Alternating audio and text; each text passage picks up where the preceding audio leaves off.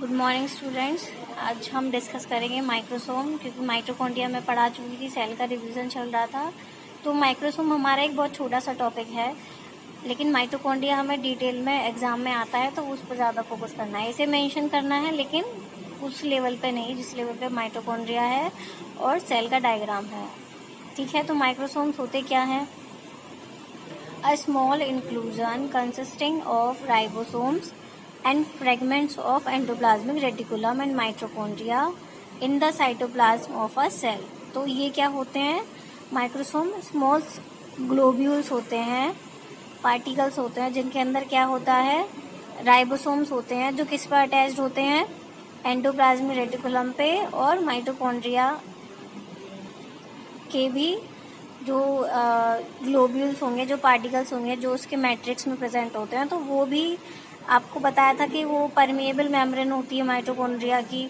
तो वो क्या होंगे? वो सेल के प्लाज्मा में आ जाएंगे, और वो प्लाज्मा से क्या होगा? छोटे छोटे ग्लोब्यूल्स फॉर्म होंगे, जिसके अंदर राइबोसोम्स होंगे और माइटोकॉन्ड्रिया एंडोप्लाज्मिक रेटिकुलम के छोटे छोटे फ्रेगमेंट्स होंगे, थ्रेड लाइक स्ट्रक्चर जैसे होते हैं, छोटे छोटे।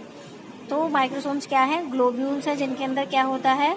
राइबोसोम्स होते हैं, और एंडोप्लाज्मिक रेटिकुलम माइटोकॉन्ड्रिया के कुछ पार्टिकल्स भी उसके अंदर होते हैं, जो किसके अंदर होते हैं? सेल के अंदर। जाहिर सी बात है, साइटोप्लाज्म है, जो साइटोप्लाज्म क्या है? सेल का वो पार्ट जिसके अंदर आपका प्लाज्मा जेल लाइक प्रेजेंट होता है, जिसमें आपके माइटोकॉन्ड्रिया, न्यूक्लियस, ईआर, ये सब चीज़ें इंक्लूड होती हैं। ठीक है, और क्या बोल सकते हैं हम इसे? A small particle in the cytoplasm, यानी एक छोटा पार्टिकल किसके अंदर? साइटोप्लाज्म में, किसकी? सेल की। Typically consisting of fragmented endoplasmic reticulum to which ribosomes are attached. यानी क्या होते हैं? स्मॉल पार्टिकल्स होते हैं सेल के साइटोप्लाज्म में, जिसमें क्या होता है? एंडोप्लाज्मिक रेटिकुलम के स्मॉल फ्रेगमेंट्स होते हैं।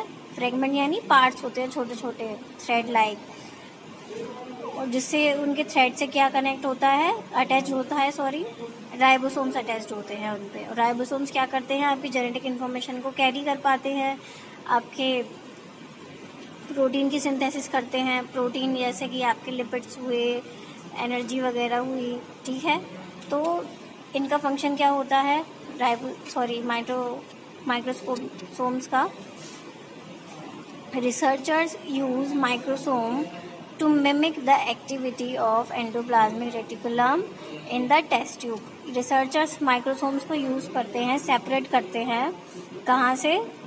सेल वाले सैंपल से। क्यों यूज करते हैं?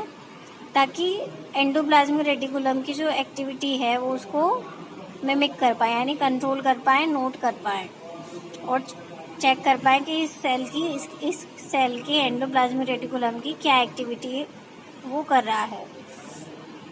And conduct experiment that requires protein synthesis on a membrane। और कैसे एक्सपेरिमेंट बनाते हैं, करते हैं उस माइक्रोसोम्स के सैंपल के साथ, कि जिससे हमारी प्रोटीन सिंथेसिस हो रही है मेम्ब्रेन के अंदर, यानी सेल मेम्ब्रेन के अंदर, उसको हम क्या करते हैं?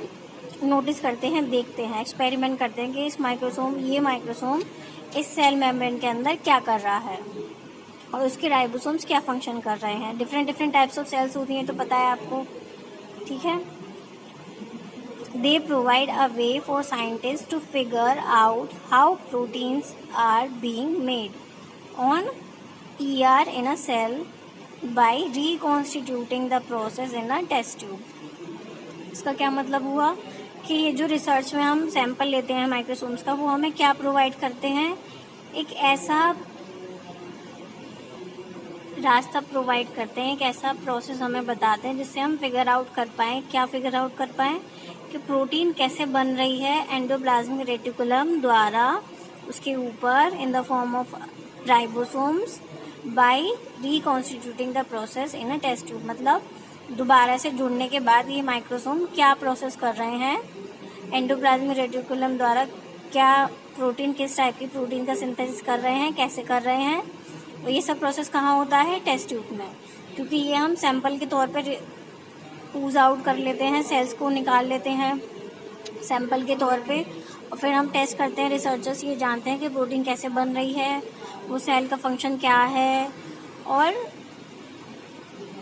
किस टाइप के राइबोसोम्स हैं जो किस टाइप के प्रोटीन का निर्माण कर रहे हैं। वेरी करेगा ये सब कुछ, कैसे वेरी करेगा, क्योंकि सेल्स भी डिफरेंट होती हैं। ठीक है, तो ये था जनरल इंट्रोडक्शन ऑफ माइक्रोसोम्स। तो इसमें आपको इतना ही पढ़ना है, ज़्यादा डिटेल में नहीं पढ़ना है। और कोई क्वेरी हो इस चैप्टर के रिगार्डिंग, आप लोगों के कोई मैसेज कुछ भी नहीं आ रहे हैं तो प्लीज़ पूछिए। ठीक है, टेस्ट में आपको परफॉर्म करना है अच्छा। Thank you.